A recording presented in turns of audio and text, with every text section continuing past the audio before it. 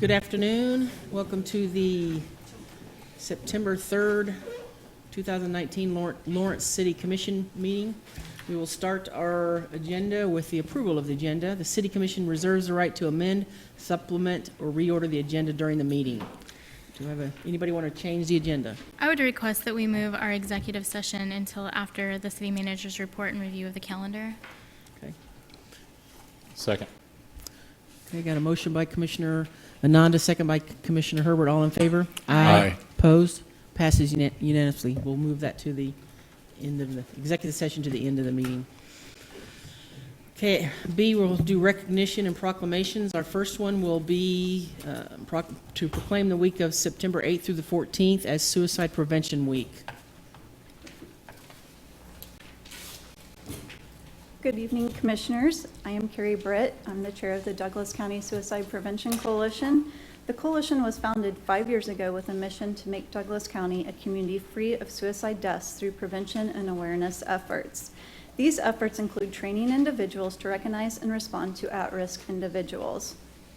Such trainings include mental health first aid and assist or applied suicide intervention skills training, providing education through community events and activities, advocating for implementation of evidence-based programs such as Zero Suicide, offering resources such as brochures promoting the National Suicide Prevention Lifeline, which is 1-800-273-TALK, and raising awareness about this serious and growing public health problem. According to the CDC, suicide rates increased in nearly every state between 1999 and 2016. In Kansas, the rates increased 45% during that same time period. And in Douglas County, suicide rates have increased 82% during the last 20 years. In 2017, 544 Kansas residents and 17 Douglas County residents died by suicide, and several thousand friends and families were forever changed. Suicide is rarely caused by a single factor. In fact, many people who die by suicide are not known to have a diagnosed mental health condition at the time of death. Other problems often contribute to suicide, such as those related to relationships, substance use, physical health, employment, housing, financial, and legal issues. In 2018, 322 Douglas County residents were treated in LMH's emergency department for a suicide attempt, and 740 residents were treated for suicidal ideation. The ages of these residents range from 11 to 73 for suicide attempts and 10 to 89 for suicidal ideation. Each of these statistics is alarming. Each of these numbers is a real person in our community with family, friends, and neighbors impacted by their suicide experience. These people are the reason we, the Douglas County Suicide Prevention Coalition, exist. Thank you. Thank you. So I'll read the proclamation now. Whereas in the United States, one person dies by suicide every 11.1 minutes. And whereas in 2017, 544 residents of Kansas and 17 residents of Douglas County died by suicide. And several thousand friends and family members were changed forever by losing those people. And whereas the Douglas County Suicide Prevention Coalition, which is comprised of representatives from agencies and schools, including Headquarters, Bert, Nash, LMH Health, Douglas County Government, Willow Domestic Violence Center, Heartland Community Health Center, Communities in School, Mid-America, Lawrence Douglas County Health Department, the Lawrence Public Schools, the Baldwin School District, and the community at large, who are dedicated to reducing the frequency of suicide attempts and deaths and the pain for those affected by suicide deaths through training, educational programs, and outreach. We urge that all Douglas County residents recognize that suicide as a significant public health problem in Kansas and Douglas County and declare suicide prevention a priority. Support the development of accessible behavioral health services for all Douglas County residents, implementing national best practices in reducing suicide risk for people of all ages. Acknowledge that no single suicide prevention effort will be sufficient or appropriate for all populations or communities, and encourage initiative-based on the goals and activities contained in the Douglas County Community Health Plan, the National Strategy for Suicide Prevention, the Zero Suicide of the National Action Alliance for Suicide Prevention, and the Way Forward by the Action Alliance's Suicide Attempt Survivor Task Force. Now therefore, I, Lisa Larson, Mayor of the City of Lawrence, Kansas, do hereby proclaim September 8th through the 14th, 2019 as Suicide Prevention Week. And I urge all Lawrence and Douglas County residents to learn how they can help, because suicide prevention is everyone's business. Thank you.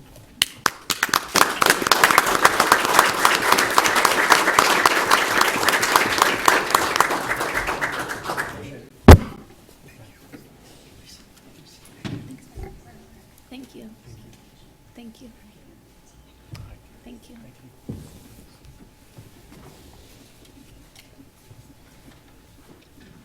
Okay, our second proclamation is the proclaimed Saturday, September 14th, 2019 to be Lawrence Drive Electric Day. Okay. And Commissioners, my name is Karen Pagel Miners.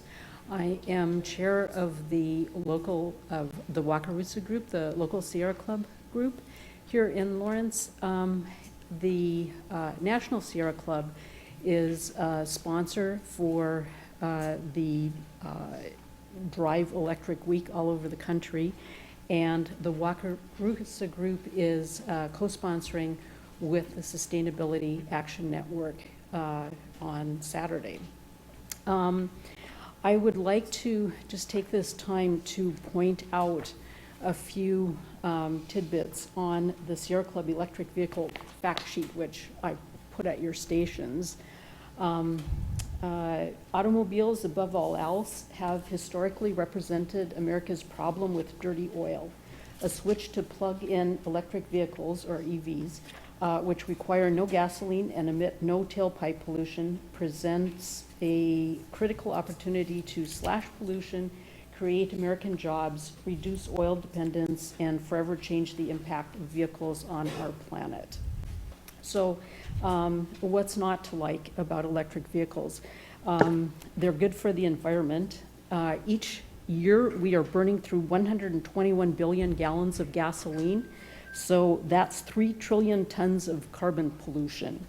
Electric vehicles there's a 50% reduction of carbon dioxide if the power comes off the grid, and if the electricity is from solar, it's a 95% reduction. So that's all hugely significant. It's also good for your pocketbook.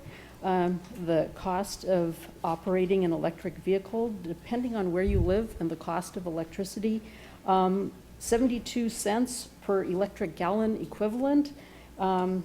If it's 7 cents per kilowatt hour, they're telling us the US average figure $1 a gallon. Plus there's very little maintenance, and there's no use of fossil fuels. I'm sure we have all become more and more aware of the effects of climate change. The last 4 years have been the warmest on record. The glaciers keep melting, and the hurricanes keep getting worse, and weather is becoming more and more erratic. And of course, the emissions continue to rise. We have to keep more fossil fuels in the ground as we move forward, and this might be a way to do it. On the back of this handout, there is, for anyone who is interested, if you're interested, there's a www.sierraclub.org/EV guide, and Plug-in America also has a guide. Thank you. I'll read the Looking at how we make policy decisions and the fact that this isn't policy or administrative decisions and how that would look different, and then understanding the burden of proof that would come with decisions around this. So kind of hoping for some foundational conversation as well as dialogue around the language that we created. Okay.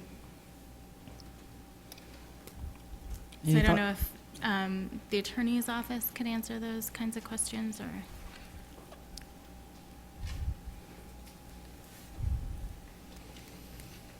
Randy Larkin with the City Attorney's Office. And do you have a specific question regarding? So when we are making decisions based on this policy, and I've used an analogy where, I'm a developer, I have 100 acres of land, I want to develop it, and I say, here's my application, And here was what you had listed as what I had to include. I have 1 unit of affordable housing, and the commission says, no, we're not going to approve this. So can you kind of take me through what the burden of proof would be if I were to say, well, I relied on this language here, I met all of the requirements, and they still didn't approve it? For an annexation or for? Correct. When you're annexing property, it's a legislative decision. So basically, to the extent that you do not act fraudulently, your decision will be approved. So you could deny it, approve it for no reason at all. It's at your discretion if it's in an annexation. Okay. The other aspect is, if you approve it or disapprove it, you have to follow the law, but there is no, it's not like quasi-judicial. You have wide latitude, wide discretion when considering any annexation that comes before you, because you review that in your legislative capacity. And the standard of review would be basically what I just said. If they sued over a denial of an annexation, then the district court would have to find that either the action in denying it was illegal or that somehow the commission acted fraudulently in making that decision. So if I were to say I relied on this document here, and here is what I did in order to rely on that, who carries the burden of proof of showing? Whoever would be challenging the action of the board would govern would have the burden of proof if it went to district court. So not the city? No. Okay. But administratively, would the planning department have the ability to keep an annexation off of a commission's agenda based around the fact that at an administrative level, they felt that community benefit had not been met? In other words, hypothetically, if I come with a plan to develop 5 acres of land outside of Lawrence and I want that to be annexed, and I just flat out tell the planning department, I have no community benefit to offer, I just want this property annexed as is and I want it developed. Administratively, could they turn me away and say, we will not put this on an agenda for legislative approval? And if that was the case, they have the right to appeal the decision of the planning director, and then you would see it in any event.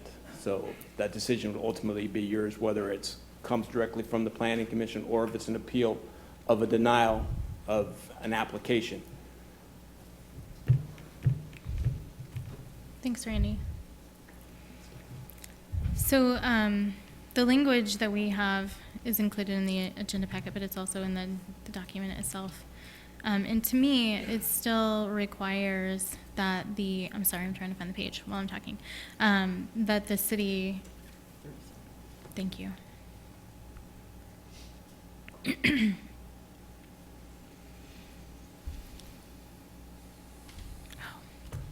37 on the document. Yeah, on the document, man.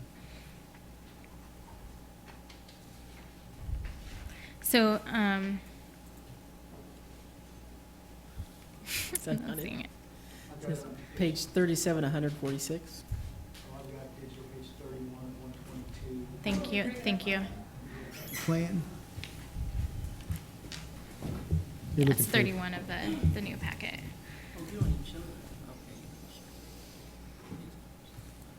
Oh, right there. I was just looking at the agenda item report. That's what yeah, sure, that's in there. But I think that we have 3 pieces of this in this conversation. One is the one that we changed language in. The other one is the definition of community benefit, and then 3.8. So I just wanted to make sure that when we look at those together, that we are saying what we intended to say, and if not, how can we say that?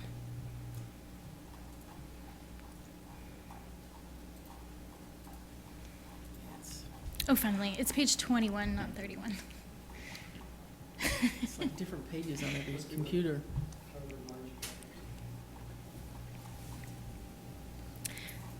The big page. Yeah. So to me, what this says is when we're looking at annexation of Tier 2 land, we have to consider those factors listed in that sentence. The next sentence is, the city may, at its discretion, annex Tier 2 land when the need to accommodate demand is established and a community benefit is provided. So to me, that says we are given permission to annex, again, not taking into account the broad latitude that we have, but we have given ourselves through this document permission to annex only when, theoretically, those two issues have been established. So the need to accommodate demand and a community benefit.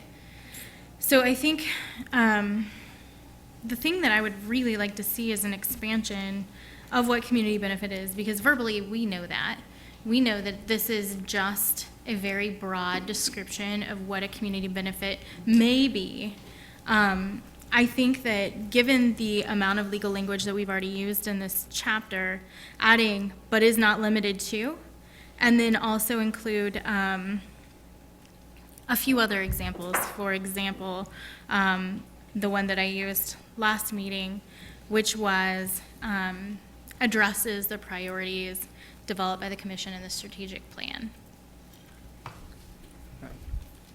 So you were looking at the community benefit definition, Correct. the one on the side, with the idea, because I know last time we talked about adding "but is not limited to," but that didn't make it into the definition. That wasn't in the motion that we made. Right. Was there a reason why? Was it okay? Just want to make sure. If there was something legal that we didn't, No, it was my understanding that that was not part of the motion, Okay. and that the, among other factors, would cover what you were considering, if that's what you're talking about. If you're talking about the last sentence, that could always be added if the commission wanted to. okay. Mayor, if I may, I do recall discussion when combining what's in the plan as the non-exhaustive list with 3.8, policy 3.8, that ultimately gives the city commission full authority to define what community benefit is when the request is brought up to you. Maybe that was, and I recall that being part of the discussion as well. For me, one of the tricky holdups has been the word "and," because when I look at Tier 2 annexation, it says Tier 2 land when the need to accommodate demand is established and a community benefit is provided. So the use of the word "and" there, to me, excludes demand as being a community benefit. And the reality of the situation is residential lot development for our city is, we heard it, we're down to about a 3.7 year inventory or something like that. So, theoretically within the run of your term, you're going to see that completely dry up to where there is no residential land to be developed other than an infill redevelopment. And the problem there becomes is that with the use of the word "and" there, you can't simply declare a community benefit based on the fact that we are out of developable land.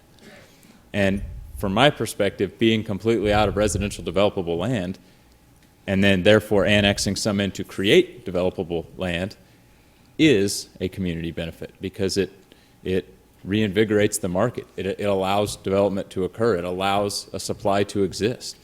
It allows supply and demand economics to work in the favor of the community as opposed to against it. But that "and" prevents that from being defined as the community benefit. It simply says that the demand has to exist and additional, beyond that, community benefit has to be provided. Which gets me back to my first issue I had with this, which was the absence of a 10-acre policy. Because, when we're talking about a 100-acre annexation, community benefit is probably more easy to establish within the confines of a budget. But if I have a 4.5-acre parcel that I want annexed into the city, even though current requirements don't require me to go before the Planning Commission, I'm still required to get Planning Commission approval of community benefit. And how do you provide community benefit on a 4-acre parcel? How do you do that? So Matthew, would it be sufficient then, in your mind, given the issues that you raised, to put the need to accommodate land and community benefit provided into the first sentence? I would just and or it. I would say Tier 2 land when the need to accommodate demand is established and or a community benefit is provided. If you can prove that there is no demand for land, then yes, you need to provide a community benefit in order to be annexed in. If there's no need for that, if you can demonstrate a need for that land, then that in and of itself creates the benefit. But what if that paragraph started with the city may, at its discretion, annex Tier 2 land, period, when addressing the annexation of Tier 2 land, the city shall Either consider way. all of that list, the need to accommodate demand, and whether a community benefit is provided. I think it makes sense to cut that off. If you're wanting to, because it seems to me that last sentence, if those two items aren't there, then we can't annex. If the demand and community benefit isn't provided, then we can't annex. Is that correct, Scott? Well, the policy was designed to, remember, the whole thing works together. So infill, when available, is encouraged, right? That's our priority way to develop and accommodate growth. And if that can't be made, then we go out to the Tier 2 land and say, is there a need to look for areas outside of the city? And we point to the residential property or residential use today as one that's getting to that point where there's a need to go outside of city limits because of the way we have the city designed to support other kinds of land uses, industrial and business park and that sort of thing, that we should be entertaining annexation requests as they come in. And in fact, we've had a couple that have gone a little bit toward the process, but haven't reached the Planning Commission or City Commission. They were primarily residential annexation requests. They met the need, okay? So we supported it based on need. We didn't have the policy in place, but we would have also looked for fulfilling some community benefit. Is there opportunity the land provides to provide some park property, for example, or affordable housing units, those kinds of things. So it is building a framework that both need and benefit, excuse me, are provided fully at the City Commission's discretion of what that package looks like based on 3.8, but it's setting up a policy that need and benefit are provided as we provide, as the city, the community as a whole, adds value to that land through its rezoning policies, its rezoning districts, its infrastructure extensions, and so on and so forth. So that's the overall framework. Okay, so back to my question. The way I read that sentence is it's at the discretion of the commission, but these two items have to be in play, and that is the demand has to be there and the community benefit. And if you don't have both of those, because there's a word "and" there, Right.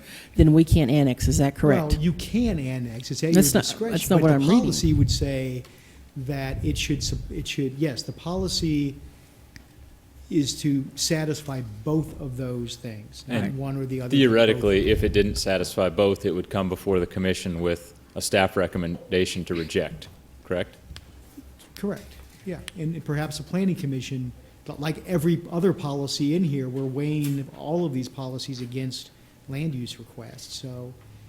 So the struggle that I've been having loads of conversations about, and I'm starting to wrap my mind around, is that by state statute, we have discretion, one way or another, regardless of what any of this says. But this is providing a framework by which we can make those decisions. However, we're providing a framework using legal language, such as shall. And that is where my head kind of explodes. Understanding that we rely on that state statute to make that decision, and that's what the court will rely on unless we acted in a discriminatory way. But we don't say that here anywhere. And that has been kind of the root of the difficulty for me in discussing this. So when we say, if we were to have the sentence, the city may, at its discretion, annex Tier 2 land, full stop, truth, right? And then we have, the things that we want the world to know that the commission will consider as we're making this decision, which would include that list of things in that first sentence as well as the two things in that second sentence. And then adding the community benefit may include but is not limited to, as well as the strategic priorities of the commission Right. to that definition, to me, addresses that to my satisfaction. I'm okay with that. Yeah, I think that's kind of where we've been discussing this past week, just trying to figure that out, and that's where I would like to go with it. Craig, I know you and I discussed this today at length. Is there anything that we talked about that I'm kind of leaving out or that I've muddied as far as my understanding? The only thing I would add is that the commission is the sole determinant of the adequacy of satisfying the, whether the conditions are met. So you will be the last say on whether those were met or not, based on the evidence given.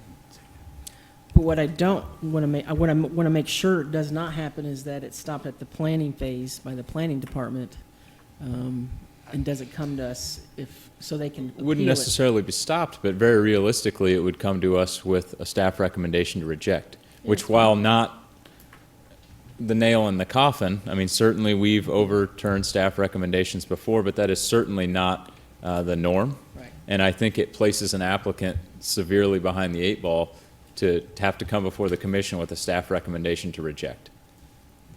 And I think it's frankly solved simply by modifying and to and or, because that creates the ability for an applicant to say there is no residential land to develop in Lawrence, Kansas. Our inventory is dry. By bringing in inventory to the community, you are absolutely creating a community benefit. I prefer the word "and." I think that's one of the issues that we've had with lack of guidance and change on different commissions in the past. You know, Verizon 2020 said we encourage annexation, and so to me, this is a more formal way of saying that it's not that we're against annexation, but we have things that we want to see before we will do that. So I like the "and."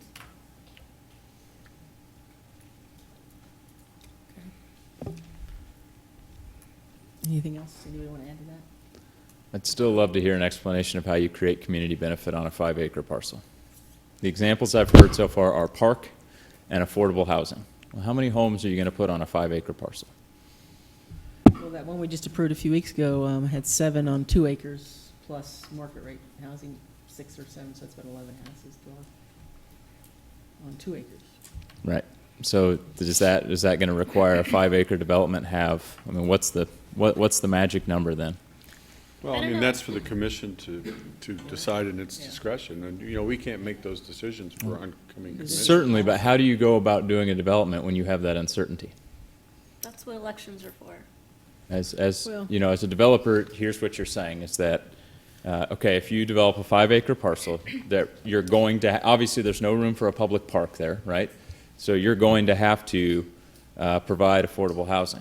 We don't know how much, depends on the commission. They'll let you know when they vote for you or against you. That's why this is a policy document, it's not a code. And there's other community benefits beyond those two things. Okay, so what could you provide on a 5-acre parcel that would qualify as community benefit? I Arts think amenities, The What? paradigm. arts amenities, Arts amenities? that's what it says here. What would an arts amenity look like on a 5-acre Let's- parcel?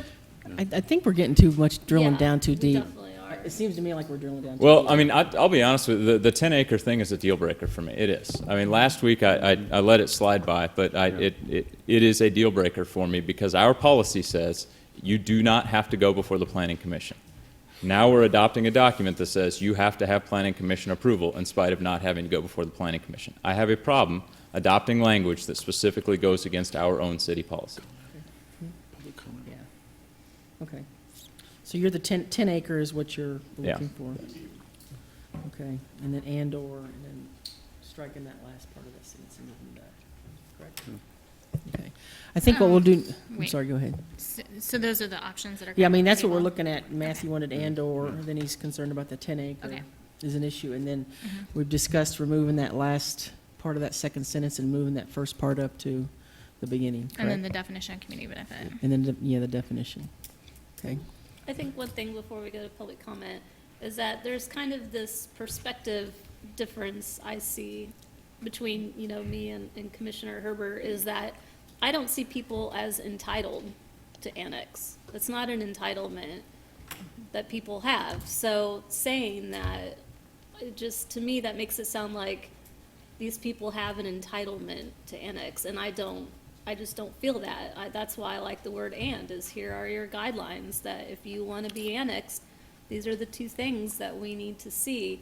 But I don't like loosening that language to "or," because then I've said enough. Okay. I think we'll open it to public comment now.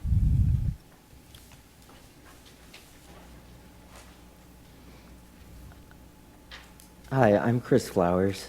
I have some thoughts I want to say about the master plan. If we're going to make it harder for the city to grow by expanding and instead want a higher population density, then the city needs to make it easier for us to grow in size from within. There are 3 things the city could change to help us do that. 1, increase the threshold for the number of signatures required to cause a supermajority vote. If we're going to grow from within, there's going to be opposition to new apartment complexes being built from all the not in my backyard NIMBY neighbors. It would be easier to get these complexes built if they have to pass a 3-2 vote as opposed to a 4-1 vote. Number 2, include renters when it comes to who counts on a petition. Renters are more likely to be okay with new apartment complexes being built because it means more options for them and more competition, which could lower rents. Property owners are going to be more resistant to change, especially if a new complex could potentially mean lower property values. Number 3, let 4 unrelated adults live together in a single family home.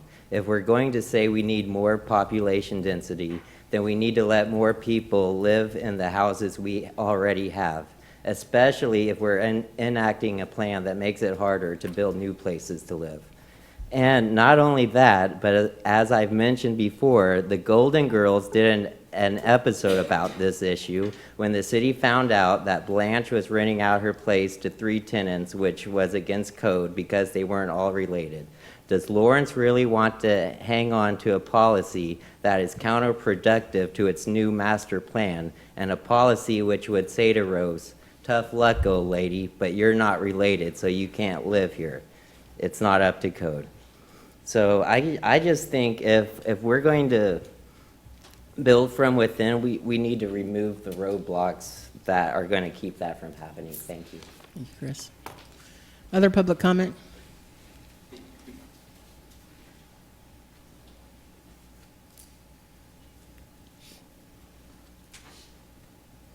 Can I use the elbow?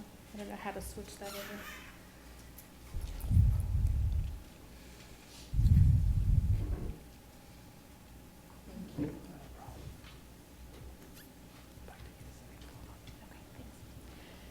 I'm Danielle Davey, Governmental Affairs Director at the Lawrence Board of Realtors. You all know very well by now what our position on this policy is, so I want to offer instead some solutions. This looks more complicated than it really is. The top one is the language that exists in tonight's agenda. The middle is just me showing my work, and the bottom is the finished product after you apply the work. I think this language, after listening to your conversation so far tonight, actually goes really well with what Commissioner Ananda and Mayor Larson and Commissioner Herbert have been talking about in terms of broadening it to get rid of that "and," but also including demand and community benefit and maintaining those as considerations in annexation requests. This, I think, meets all of the things, all of the points that you all have discussed this evening, and I think would maintain the policy directive of conveying to the development community that we want to see measured growth, we want to see community benefit, but including that as a consideration and not necessarily as a requirement to get before you for consideration. And so I would submit this as a possible alternative language for you to consider. Thank you, Janelle. Other public comment?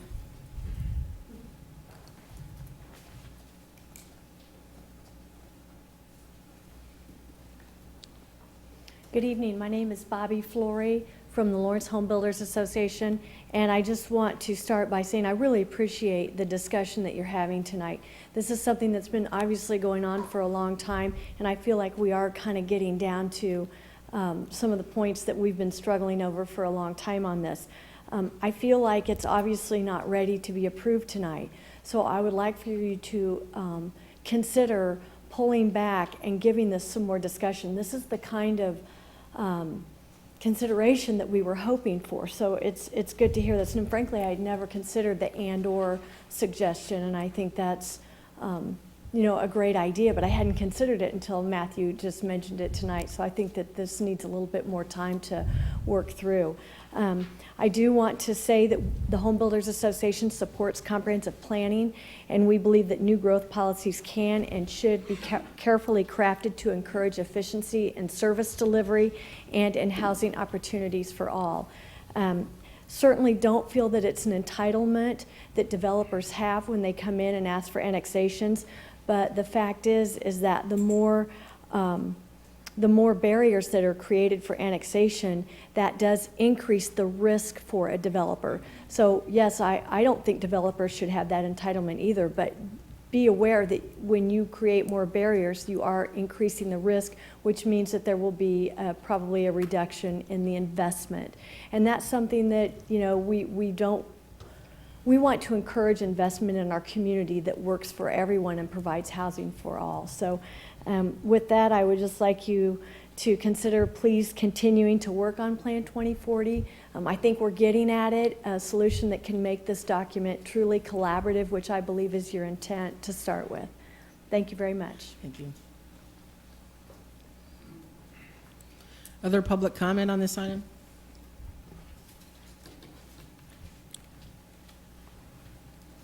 Hi, my name is KT Walsh, and I'm speaking only for myself. I feel, I too am glad that you're having this discussion because it's forcing all of us to think through it. I feel like the community benefit is important. This is happening all across the U.S. This is not a new idea for our nation. I wanted to point out to Commissioner Herbert that one amenity would be a mini, fully accessible playground designed by artists, given by the developer, maintained by Parks and Rec. I think we're showing a little lack of imagination about what will benefit our community in a small space.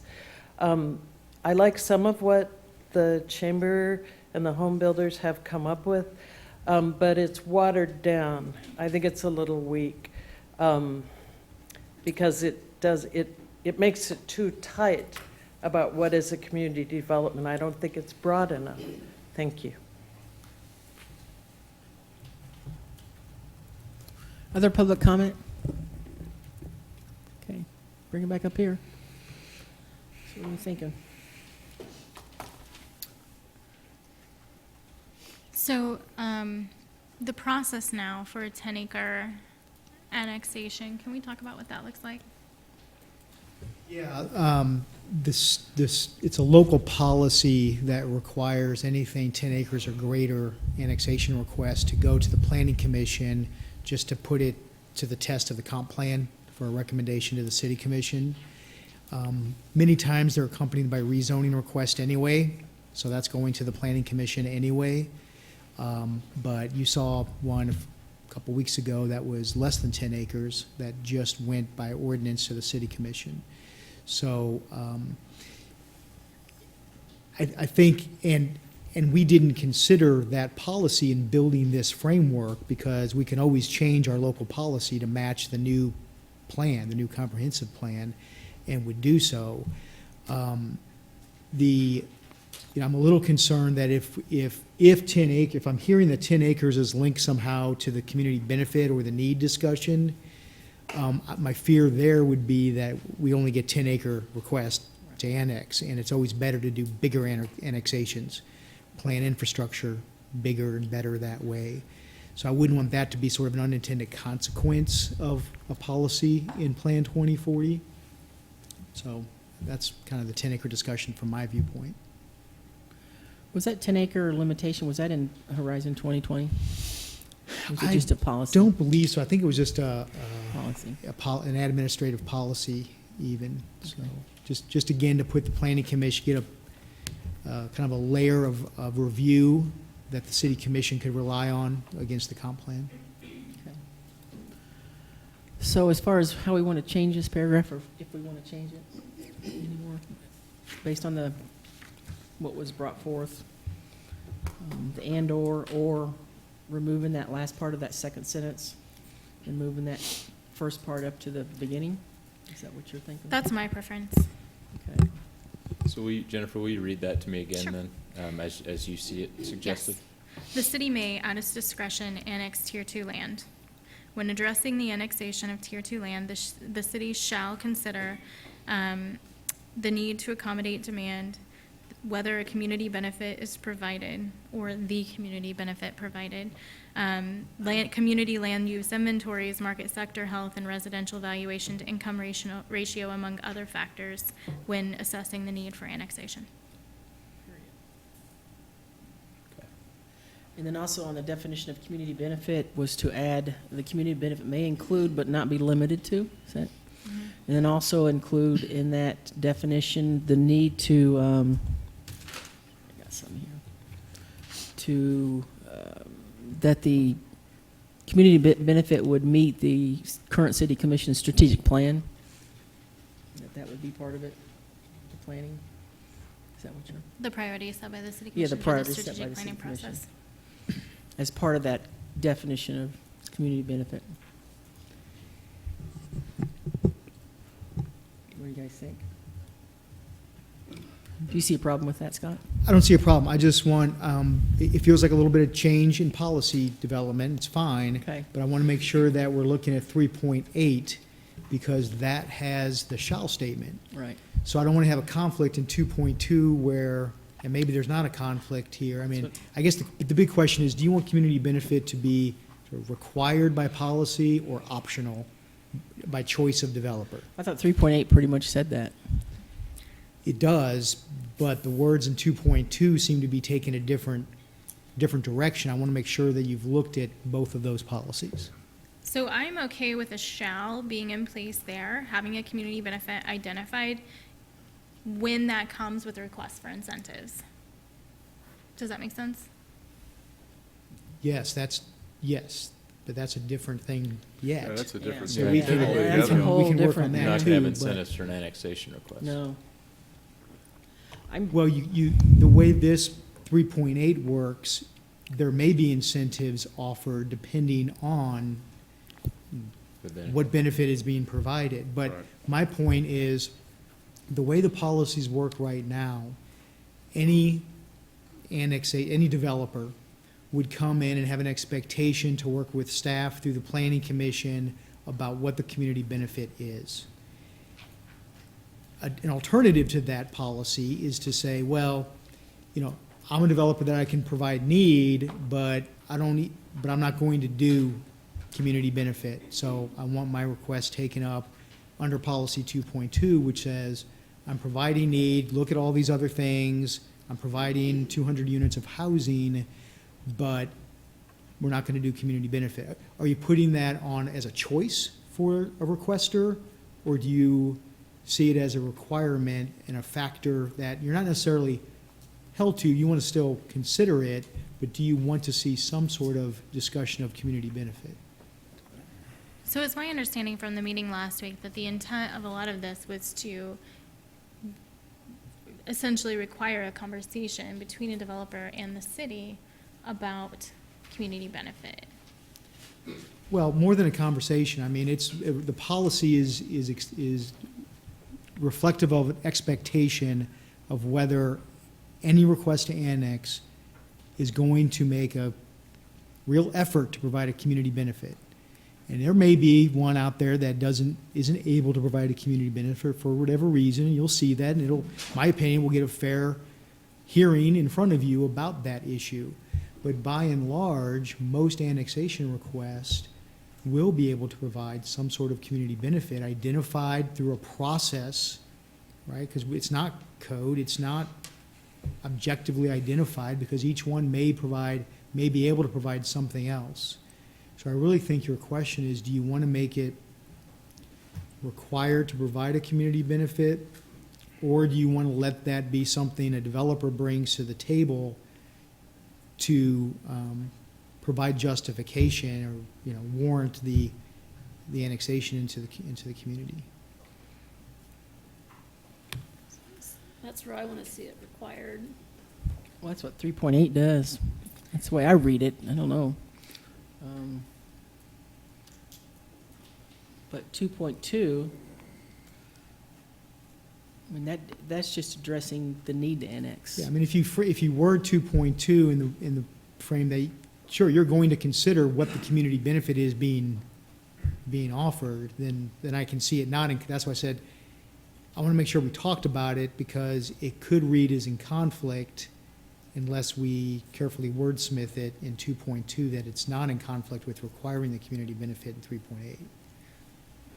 So, given the expanded definition that we've been discussing of community benefit, what I saw 3.8 saying is that there would be a community benefit described that may or may not be part of this list, but they would work with the city staff in order to identify a benefit, for example, meeting the housing needs of the community. For example, I don't know, connecting a road somewhere somehow, et cetera. Not quite. Again, we've made a distinction throughout all of our discussions with steering committee and planning commission and stakeholders that community benefit needs to go past satisfying need or basic infrastructure requirements. Now, there could be something linked to infrastructure. It could be land donated for the next water tower or something, something that, or something negotiated with the city in terms of a real estate deal. Mm-hmm. But I think that there's room for creativity. Sure. In I hope identifying so. what that community benefit is. And while what they identify as a community benefit in conversations with staff might not meet staff's determination of what a community benefit is, and that would certainly be in a staff report for us to review. But again, I think that broad discretion that the commission has through state statute would say, well, we consider what they bring to the table as what they perceive as their community benefit through conversations with you all. And we move forward in that way. But that is why we try to put a little bit of definition to what community benefit is, at least today and for the foreseeable future, right?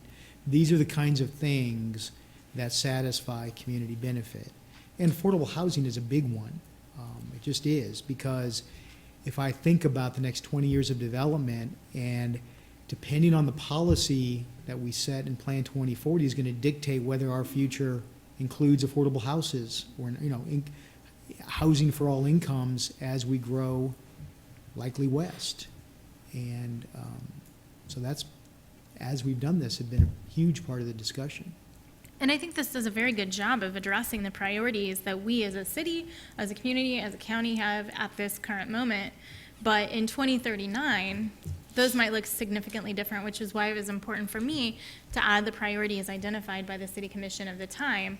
And, if you look at our priorities today, that could be a really broad range of benefits brought to that table. It absolutely could. But the other thing I would note is that we can't forget the rest of 3.8, which talks about, which may include offsetting incentives to the requester. Right. This framework wasn't intended that all of this be on the burden of the development and the developer. It was intended to get collaboration between the city and other partners in the community, and possibly in offsetting incentives by the city, to get the school district involved. We know that school and parks and utilities and other service providers all have to be a part of annexing property and building our community out from its borders. And so it wasn't necessary, it's not meant to harm any development. It's meant to collaboratively build neighborhoods and community together and get us all thinking in that direction. So when I look at the way we've discussed rewording it by removing that last part of that second sentence, it seems to me like what we're talking about there in tier 2, in 2.2 is it says the city shall consider all these things. And then all of a sudden at the very end, if you would leave that on, it just throws in community benefit. So this paragraph seems to me to be more of a consideration of several factors. So by taking that last part of that sentence off, I don't see how that, because you still have it in 3.8. I agree. Again, I think we can wordsmith it for it all to work in that way, if that's your desire. Okay. Is that what you're wanting? I would prefer, yeah, to have that with the language that we proposed for 2.2, ensuring that 3.8 is consistent with the intent of that language in 2.2. Is anybody else okay with that?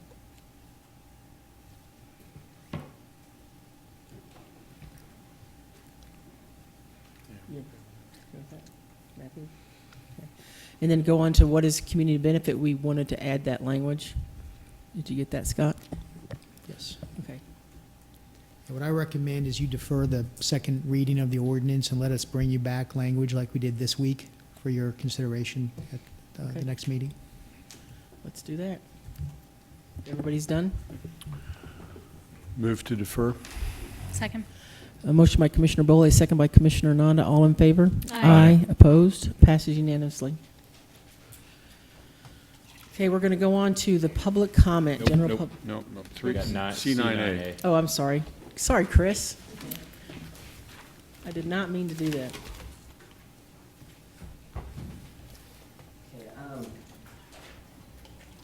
I may not be all the way sure about what this is all about, but I wrote correspondence to the commission about this, but I just wanted to say a few things.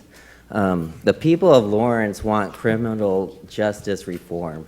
We voted against expanding the jail, even though the county threw in the mental health facility as a way to get us to go for it, because mental health is something we are for. We voted against the jail because we want criminal justice reform. Criminal justice reform is not cracking down on college students engaging in a victimless crime. I'm kind of slow at times, so I was just wondering, what exactly will this task force do? The memo in the agenda about it mentioned like the task force performing enforcement operations. What exactly does an enforcement operation entail? Would an enforcement operation include cops showing up to a bar and asking everyone for an ID and then arresting or ticketing those that don't comply? I believe this is something that cops can legally do, so if cops showing up to bars and making everyone show their IDs is a possibility, then I think we have a right to know. Also, I was wondering what kind of fines and punishment will those who are adults committing a victimless crime face if they get caught. But really, I do want to know if police showing up to bars and just asking everyone for an ID is going to be part of this task force operations. Thank you. Thanks. Do we have any explanation for that? There we go. Hey, Chris. Good evening, Commission. I'm Captain Casey Cooper with the Patrol Division. So I can answer some of those concerns. What this task force is, originally it's a funded grant from the state of Kansas, and it's a cooperation with us, Kansas University Public Safety, and also the Alcohol Beverage Control of the state of Kansas. We do every fall a fall initiative where we go out into the Oriad neighborhood and the downtown area where we obviously see an influx of college kids or underage drinking. The intent of this program is to go out and try to deter crimes that occur before subjects become extremely intoxicated, or try to stop crimes that, against these intoxicated subjects. They also go to officers, we'll go to bars with the ABC. We do this as well on our own, but with this grant and specifically what Mr. Flowers was questioning about, we will go with the ABC. Typically on these things, the ABC does have a right to go in and inspect bars because it is a state license that they get. So sometimes they will stand at the door, they will card individuals along with the doorman, and they are looking for fake IDs, which is illegal to possess in any state. They will confiscate the IDs, and citations are generally issued to those individuals, and they're turned away at the door by the establishment.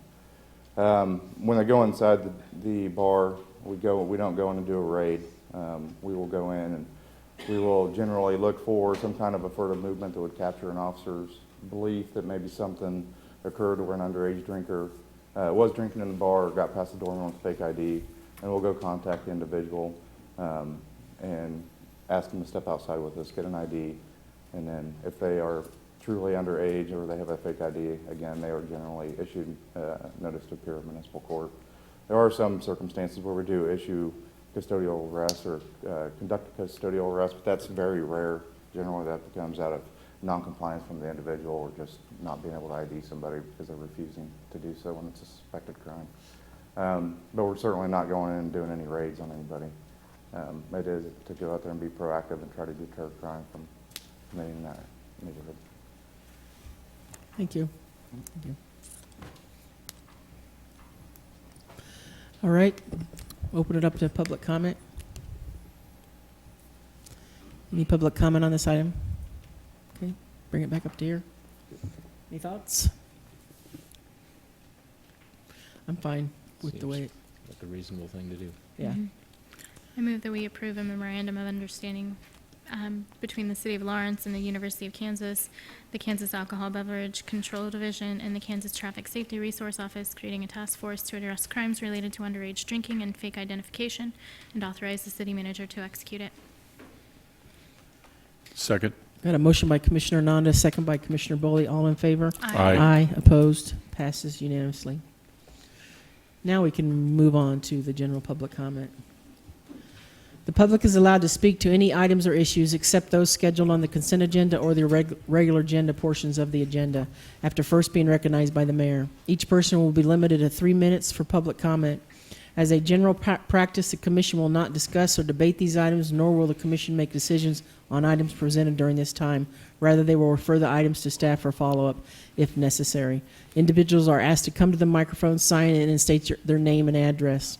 Speakers should address all comments and questions to the commission. General public comment. Anybody?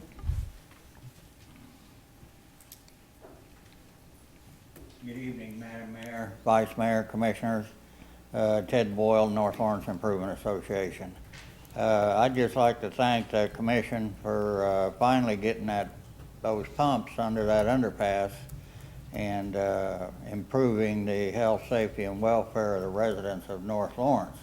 I think a lot of people don't understand when that underpass is closed that traffic goes through North Lawrence, and you know, North 2nd, North 3rd Street has about 30,000 cars a day go through there. So if that thing's closed 4 to 6 hours, that traffic goes through North Lawrence all the way to North 7th Street and then across the tracks and back up Locust Street. And this last one, we had a tractor-trailer jackknife at 7th and Lyons. And so that sent, and this is during the storm, and I might say I was out driving in it, and I want to definitely give a call out to the mayor, Lisa Larson. She has been over there driving around in it, so she has seen it firsthand, the results. And what happened is these individuals started driving around North Lawrence during that rainstorm, that last rainstorm, and Lincoln Street had over a foot of water going down trying to get to the pump station, and Lion Street was the same way. And then we have a tractor trailer jackknife at 7th and Lions impeding the traffic. So people are just going everywhere trying to get out of North Lawrence, and also first responders. When we have a storm over North Lawrence, I want to tell you, I get up and I go out and drive around, see what's happening. And I've seen the first responders in North Lawrence one time over in the 700 block of Lion Street. I saw the fire department, they took it up on themselves to drive, and that was 3 months ago.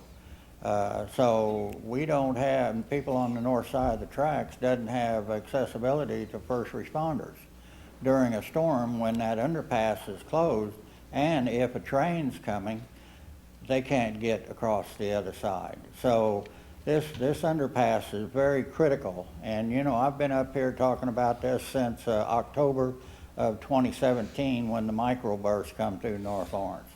And you know, trying to get a backup generator. Now we've got new pumps under the underpass, and they'll be working fine as long as we got power going to them. And so I'm still going to beat the drums for, you'll see me up here trying to get some of that extra $5 million that you all got extra there and spend it on some capital improvement in North Lawrence. And, you know, we have a natural gas backup generator on the Maple Street pump. Thank you, So Ted. we Appreciate need it. one on the underpass. Thank you. Thank you, Lisa. Yep. Any other general public comment? Hello, Mayor and Commissioners. KT Walsh again. This time I'm speaking for the East Lawrence Neighborhood Association. I talked with the head of the Planning Commission about the need for a revamp of the East Lawrence plan. It only needs slight changes to work on design guidelines and then to do a conservation overlay to protect our neighborhood. He said, go every week, go every week, go every week. And so I'll be here every week asking. I'll also be working hard for candidates that support this for East Lawrence. And I want to remind you, you got the letter from us, but the Historic Resource Commissioners worked for a year, deliberated. It was a hard ethical decision for them to send that letter to you requesting that you tell the head of planning to create some time, some staff time, and some help for us to do this process. It will take a while, but we are ready and we are willing. They bypassed Scott McCullough, the head of planning, because he was unwilling to put this on his list of priorities. That was a very hard decision for your commission to make, and they did it, and they were brave. They sent you that letter, and now we, the Neighborhood Association, are asking you, we need this, we need protection. Please consider asking the head of planning to assign staff time. Thank you. Thank you, KT. Any other general public comment? Yeah, I'm Chris Flowers. I would just like to say that if we reduce the fine for marijuana to $1 fine, I'd say it's time to reduce the fines for 18 to 20-year-olds caught with alcohol. Thank you. Chris, any other general public comment? Okay. I believe on that, the East Lawrence plan, that's going to be on the part of the planning process in January. You're going to come with a list, is that correct? After Plan 2040 is adopted, Okay. we're going to come with a list of priorities for everybody to discuss and direct us on. Yes. All right, thank you. Okay. No other general public comment. We'll move on to the commission items. We're going to skip over regular agenda item. The executive session is going to be moved to the end of the meeting. And let's go with some agenda items. Future agenda item to add? Got an email from Bill Tuttle, and the local NAACP is working with the Equal Justice Initiative in Montgomery, Alabama to commemorate the 1882 lynchings in Lawrence and to remember the 3 African-American men who lost their lives on that tragic day. The NAACP is proposing placing a monument near the site of the lynching, and so they've reached out, and actually, to disclosure, I'm actually a member of that history subcommittee for the marker and the monument. So I'd like to get that onto our agenda. Instead of having to come to the city piecemeal to the parks people and to just, if we can, take that on and talk about it, I'd appreciate it. I'm fine with that. Absolutely. Okay. Do we need to vote on that, Sherry? Just add it? Any other future agenda items? How about future work sessions? Number 3, other items, general items? I just wanted to mention the Scout tour of City Hall. I think we got an email on that, and I think you have that one handled. But that's a really fun thing. I have some background in Boy Scouting. They've changed the name, but they're great folks, and appreciate you doing that with them. Yeah, Porter's going to work on that or getting that set up. We'll have a tour for the Boy Scouts, which we've done in years past, and it's always an enjoyable day. Yeah. So. Any other items before we move on to the city manager's report? Okay. Craig, you're up. Well, you can see the items in there. There were a couple, the first couple are planning reports. One is for the monthly, and the other is then for the annual report of business. Have them answer any questions about it. Any questions on that? Okay. Are you going to go on, or are you done? For just that one item? Is that what you're talking about? Yeah, those first couple items, Okay. but if there's anything else you want to. Well, I just wanted to address the future work sessions. I know we had discussed having the Sanctuary City conversation at the September work session, and that has been moved, according to this, to the October work session, and the sidewalk program has been moved to the September work session. And so I wanted to have some conversation around that. I know that this is something that we have a community group working toward. And so if it is a necessity that we bring that sidewalk program because of urgency around that, and I understand that we have been requesting that for some time with some urgency, that we work with the groups that are working on these policies to have conversations and dialogue directly in order to ensure that we are able to come when we do have that study session in October with a very strong presentation, and one that really does the work, I think, of taking in consideration all of the proposals or ideas that we're looking at, so that we can have a thorough discussion at that time, rather than a rushed work session. So would that be, and I know that would be a question for Craig because it's staff oriented. Yeah, I think anybody that can offer some guidance or ideas of community expectation or other ideas of things that have been working other places, we'd love to consider and have and incorporate into any recommendations we bring forward for your discussion and consideration in October. Okay, thank you. I think that would be really important and vital to that conversation. Yeah. If they could just connect with me somehow, then we'll make sure that we set those meetings up. I'll be happy to make that Thanks. connection. Thank you. Thank you. Okay. Anything else on the city manager's report? Nope. All right, then we will review the calendar items. We wanted to add something, didn't we? At the Valor. Was there something you wanted to add, Stuart, to the calendar? Anything else on the calendar? I don't think so. Nope. All right, then we'll move on to the executive session. Consider approving motion to recess into executive session for approximately 30 minutes to discuss pending litigation and claims pursuant to KSA. Commission will resume its regular meeting in the commission room. So moved. Second. Motion by Commissioner Nanda, second by Commissioner Herbert. All in favor? Aye. Aye. Opposed? Passes unanimously.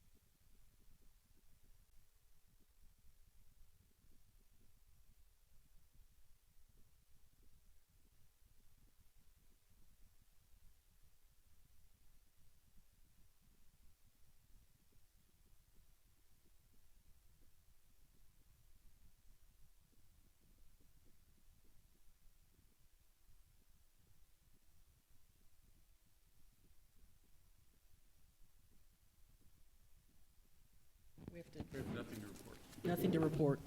We'll move to adjourn. Second. Motion by Commissioner Herbert, a second by Commissioner Nanda. All in favor? Aye. Aye Aye. opposed. Passes unanimously. We're adjourned. It smells strange in here, doesn't it?